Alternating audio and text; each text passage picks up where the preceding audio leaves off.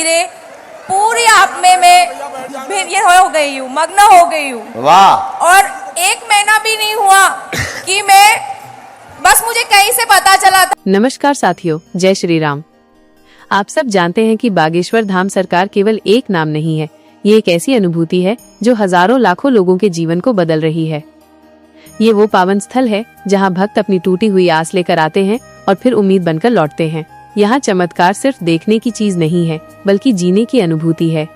आज हम आपको जो घटना बताने जा रहे हैं वो आपको न सिर्फ भावुक कर देगी, बल्कि आपकी आस्था को और भी मजबूत बना देगी।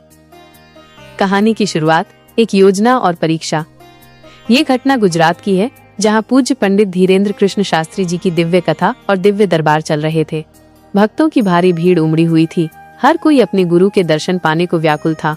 उसी भीड़ में एक लड़की खड़ी थी, मुस्लिम धर्म की एक युवती, लेकिन वो भक्त नहीं थी, वो श्रद्धालु नहीं थी, वो परीक्षा लेने आई थी। वो लड़की नास्तिक नहीं थी, परंतु आस्था से बहुत दूर थी। उसका विश्वास था कि ये सब ड्रामा है, पाखंड है, भीड़ को बेवकूफ बनाने का तरीका है। वो सोचती थी कि बाबा बस लोगों की बातों को पहले सुन लेते होंगे और फिर मंच पर वही दोहराते हैं। उसने सोचा, इस बार मैं इनका भांडा फोड़ूंगी, मैं बाबा को झूठा साबित करूंगी।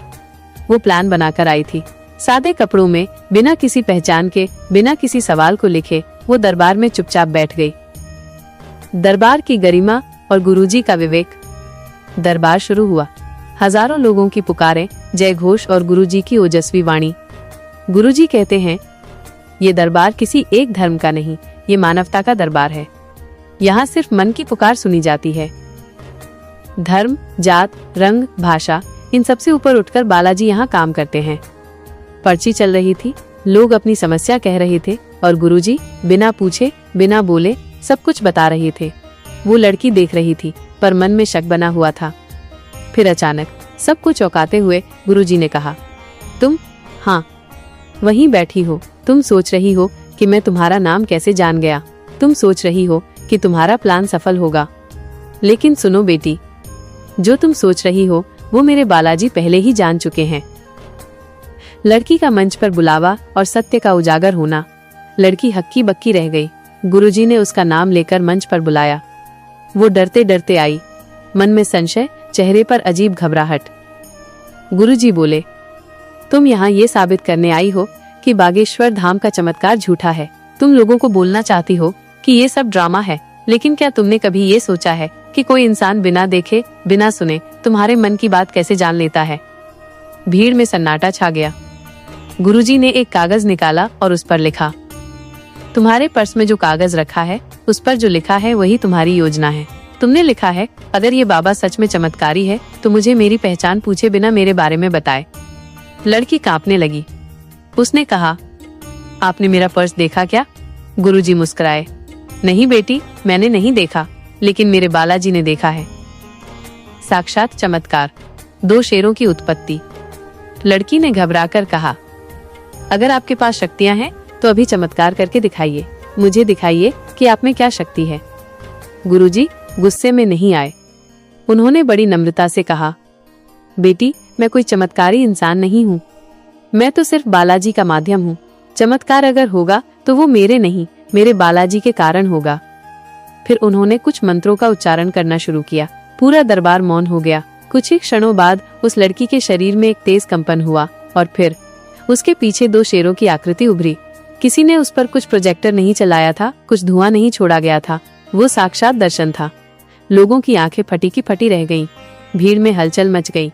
किसी ने कैमरे से रिकॉर्ड करना शुरू किया तो किसी ने सिसकते हुए हाथ जोड़ लिए।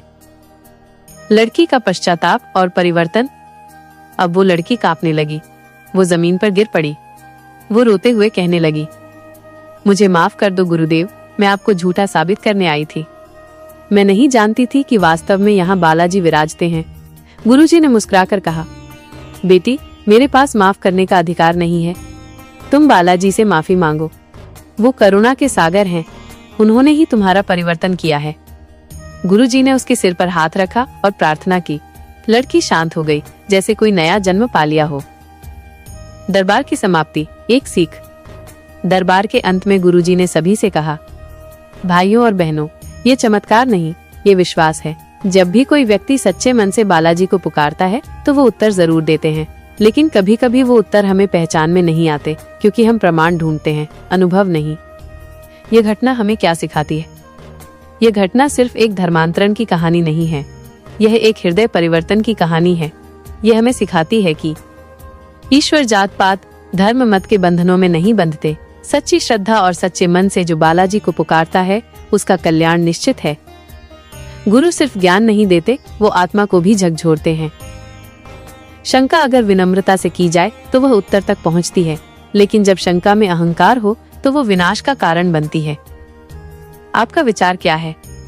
दोस्तों, इस घटना ने लाखों लोगों के हृदय को छू लिया। आपका इस पर क्या विचार है?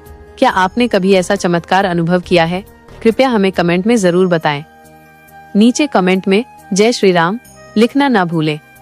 और अगर आपने चैनल को सब्सक्राइब नहीं किया है तो कृपया भी कर दीजिए।